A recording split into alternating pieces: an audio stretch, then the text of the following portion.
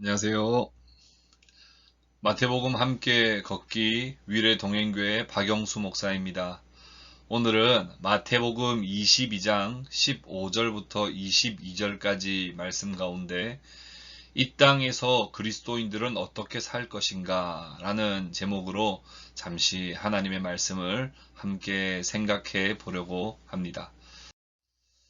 우리가 예수님의 공생의 사역 가운데 마지막 일주일을 우리가 잠시 한번 살펴봐야 할 필요가 있습니다. 예수님의 공생의 마지막 일주일을 살펴보면 예수님께서 먼저 일요일에 예루살렘에 입성을 하십니다. 어린 나귀를 타고 오실 것이라고 하는 이 스가랴의 예언대로 예루살렘에 입성하십니다. 그리고 월요일에 성전 청결 사건이 일어나지요. 뿐만 아니라 병자들을 고쳐주시고 또 길가에 있는 무화과 나무를 저주하시자 말라버리는 기적도 일으키십니다. 화요일에 대제사장과 백성들의 장로들이 예수님의 권위에 대해 따지자 예수님은 두 아들의 비유, 악한 포도원 농부의 비유, 혼인잔치의 비유를 통해서 대제사장들과 서기관, 백성들의 장로들을 경고하십니다. 그리고 오늘 있을 여러 논쟁들도 화요일에 있었던 논쟁들입니다. 잠시 뒤에 그 논쟁 가운데 그 세금에 관련된 논쟁을 한번 살펴보고요. 잠시 우리 일주일에 한번 좀 더 집중해서 한번 보겠습니다. 수요일에는 특별히 기록들이 많지는 않지만 감람산에 계셨던 것으로 보입니다. 이날에 유다가 예수님을 팔아넘기기로 약속을 했습니다. 예수님은 감람산에서 마지막 때에 대한 설교도 하셨던 것 같습니다. 목요일에 유월절 식사를 하시며 제자들의 발을 씻기십니다. 떡과 포도주를 나눠 주시고 그리고 때가 가까웠음을 아시고 겟세마네에서 기도를 하십니다. 금요일 먼 동이 트기 전에 유다가 겟세마네 동산에서 부대와 대제사장과 바리새인들에게 예수님을 넘깁니다. 이날 베드로가 3번 예수님을 부인하고 로마 군인들은 예수님을 조롱하고 또 십자가를 지게 하여 골고다로 오르게 합니다. 그리고 우리 예수님께서는 십자가에서 죽으십니다. 토요일은 병사들이 무덤을 지키고 3일째가 되는 일요일에 예수님께서 부활하셨습니다. 마태복음은 그리스도의 십자가 사건, 그 일주일 전부터 또 부활까지의 기간적으로 치면 매우 짧은 기간이지만 압축적으로 일어난 이 구속의 이야기를 마태복음 전체 분량 가운데 약 30%를 할애하여서 말씀하고 있다는 사실을 우리는 주목해야 할 것입니다. 오늘 우리가 함께 보는 이 본문은 화요일에 여전히 수많은 논쟁들을 벌이셨는데 그 중에 하나의 논쟁입니다. 예수님은 그 논쟁마다 명쾌한 답변을 하시는데 요즘 이런 답변을 사이다 답변이다, 사이다 대답이다, 우리가 이렇게 사이다 발언이다, 우리 이렇게 말을 하지요. 바리새인이 예수님을 함정에 빠뜨리려고 상의를 합니다.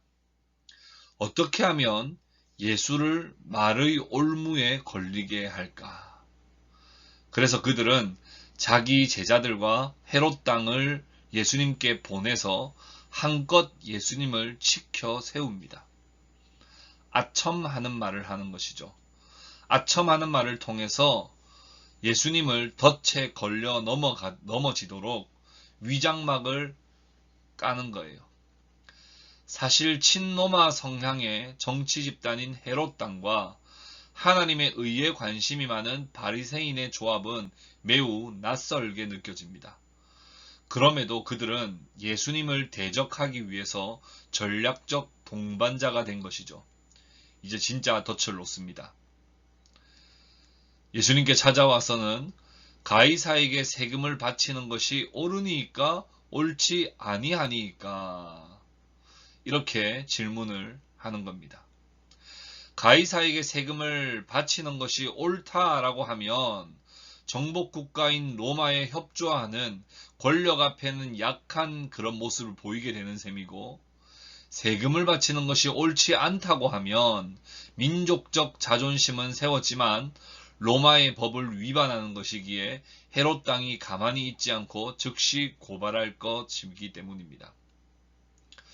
그러나 예수님은 그들의 악함을 아시고 외식하는 자들아 어찌하여 나를 시험하느냐 말씀하시며, 예수님은 그들이 위장 전술을 펼치고 있다는 것을 알고 계셨고 거기에 속지 않으셨습니다. 이들은 마치 성경을 배우려고 진리를 알고자 하는 자처럼 물어왔지만 사실 이들은 그럴 마음이 전혀 없었습니다. 우리도 한번 생각해 봅시다. 주의 말씀을 우리가 읽고 묵상을 합니다. 우리가 설교를 듣습니다. 하나님의 말씀을 우리가 배웁니다. 근데 그때 우리는 어떤 마음으로 그 말씀을 읽고 듣고 있는지를 우리가 한번 생각해 봐야 할 일입니다.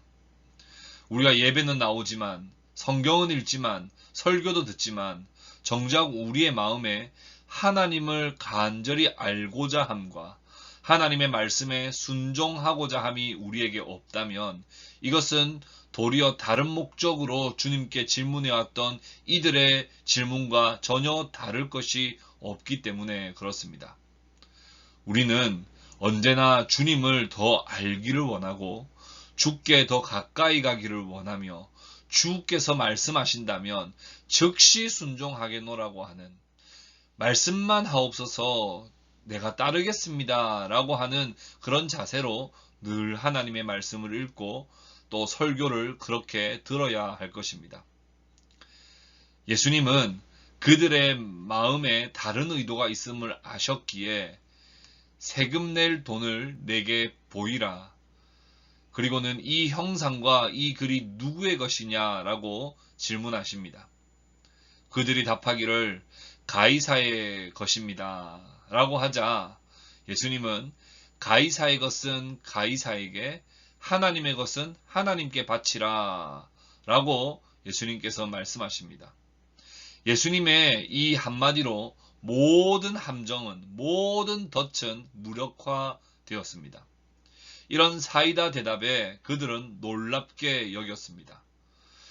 성경에 그들이 놀랍게 여겼다라고 하는 그런 기록은 예수님께서 기적을 일으키셨을 때 나오는 그런 반응입니다.